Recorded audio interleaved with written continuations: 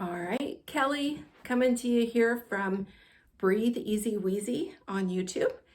As you guys know, some of you may, some of you may not. I am a registered respiratory therapist and a certified asthma educator. Right now, I'm very aware like COVID's going around. Got the memo. But there are also in the community I live in, there are a lot of other things going around right now. We've got influenza going around, the flu. We've got RSV going around, and we've got a rhinovirus going around.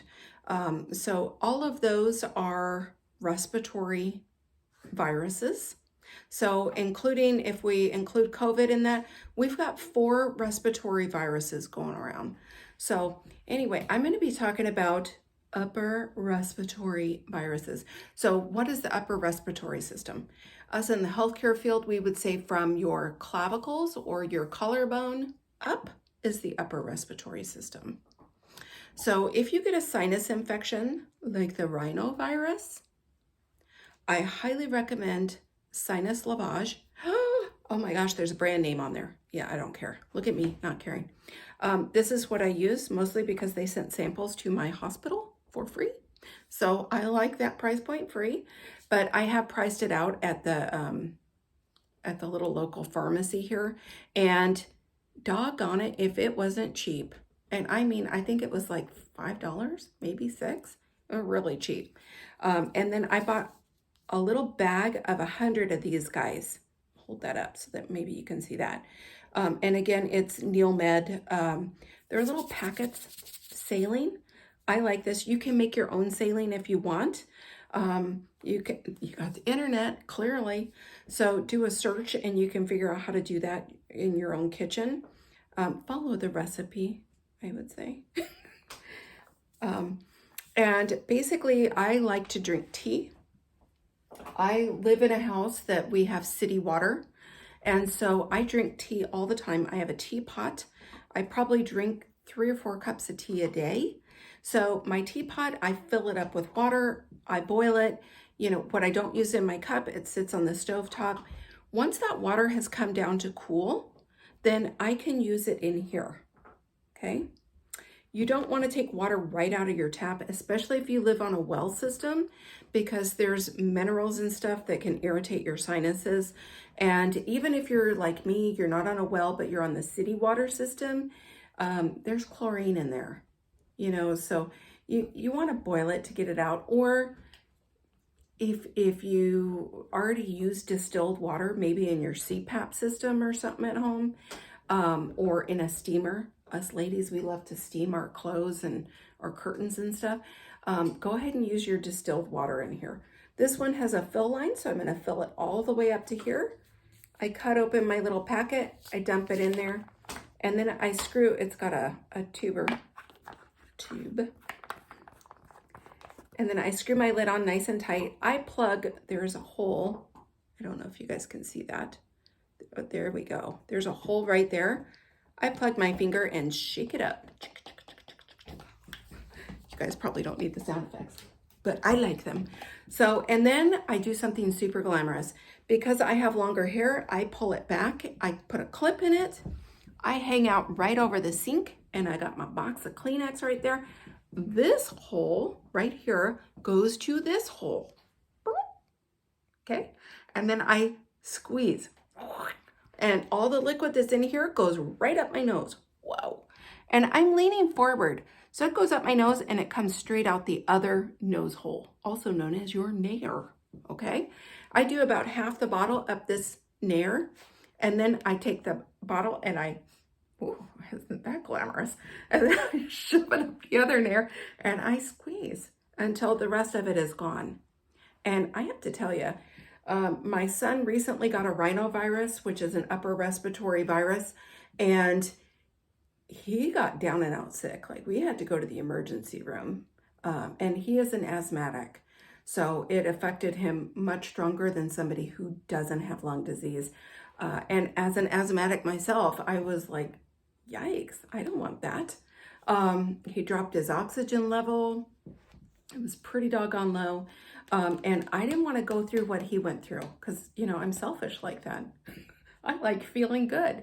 And so I immediately, they swabbed him to make sure it wasn't COVID. And they said, nope, doesn't have COVID. He has rhinovirus. All right, I know from my Latin, rhino means nose. Yippee-ki-yay, I know what to do. So obviously I took care of him. He was having issues. I took care of him. We will go over an emergency plan in the future that is very important. If you have lung disease, you need to work out an emergency plan. And I have to tell you, a lot of times I really have to advocate hard for myself and my son to have an emergency plan. But we'll talk about that. And if you don't have one, we will get you one, okay? We, as in you, not me. You and your doctor, you guys will come up with something that works for you. That was key in getting him better quicker. And I swear that was key for me not getting nearly as severe as he got. And this was part of my emergency plan on an upper respiratory virus. And so I did this 4 times a day. And I have to tell you, my husband walked in. So glad he saw me in this glamorous state. And I was bent over the sink with hole to hole and just knee deep in salt water, you know. And he said, wow, how do you do that? It gets everywhere. And I said, well, honey, I've had a lot of practice. I don't like upper respiratory infections dropping down here, because if it drops down here, I am going to get really sick, really, really sick. And so if I can, I will cut something off as soon as possible. That was a snappity snap. Tell ya, I like it when my snaps have snap. Anyway, moving along. So that was really key. And we don't want anything up here moving down here if we don't need to. So again, you know, hair clip back if you have hair. I know a lot of the men out there are bald or short hair. That's perfectly fine. We love you too. And for you ponytail men, we love you too, okay? Just get your hair out of the way. And because we don't need a mess everywhere. And I bend right over the sink, all right? Right over that sink. It just keeps the mess. If you're super messy, which most of us are when we're learning this, take it right in the shower, okay? You can do this right in the shower. What else? Then if you get any mucus or water all over you, you're just washing it right off.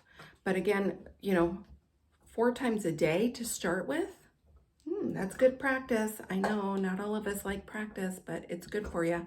And I have to tell you, I work with a bunch of respiratory therapists because, well, I'm a respiratory therapist.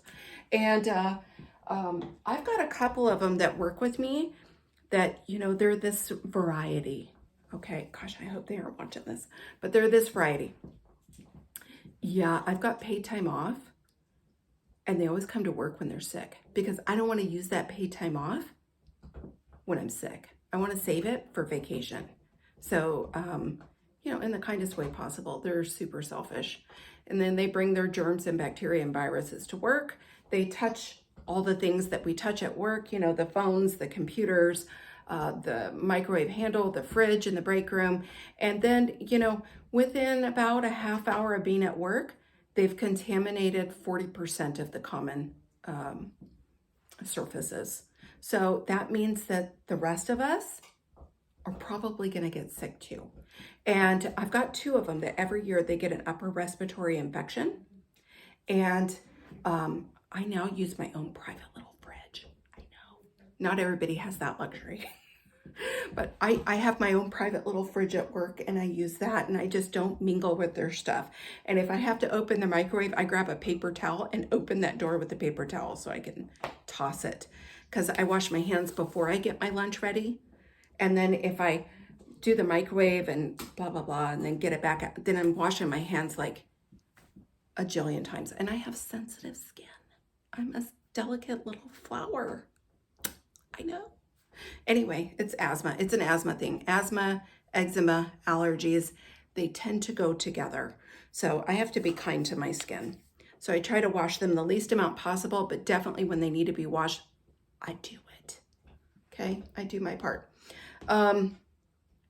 Anyway, so they get sick. They come to work sick. we used to do something where we would huddle together every morning and they would be sick. I would catch the upper respiratory infection. I would go home. I would do this aggressively. Aggressively, what do I mean by that? Like no, I mean multiple times a day, okay? And they would not do this. And 2 weeks later, they're still complaining about their upper respiratory infection. And a couple days later, I'm feeling so much better, not symptomatic. And they're still complaining about it 2 weeks later in huddle. And I'm like, okay, you guys are totally like respiratory therapists. Are you doing your sinus lavage? And they're like, ew, that's gross. Why would I do that? To me, it's a no-brainer. It may be gross, but if I feel better faster, yippee-ki-yay. Because I'll let you guys in on a little secret. I'm a wuss. I do not like to feel bad. I don't know about you guys. I don't like to feel bad. I like to feel good. I like to feel really good. When I feel good, I'm happy. So, and who doesn't like to be happy? Like, for real. I'm happy. Anyway, so I hope that helps you out. Please keep some Kleenex or a roll of toilet paper right next to the sink because you will want to blow your nose because it's going to tickle all those beautiful little nose hairs in there on its way out. And anything left in there, you're just going to want to blow it out anyway. Alrighty. Sinus lavage at its best. Check me out, breatheeasywheezy.com. You can also find me on Facebook, Breathe Easy Wheezy, YouTube, obviously, and Instagram at Breathe Easy Wheezy. Have an awesome day and breathe easy, wheezy.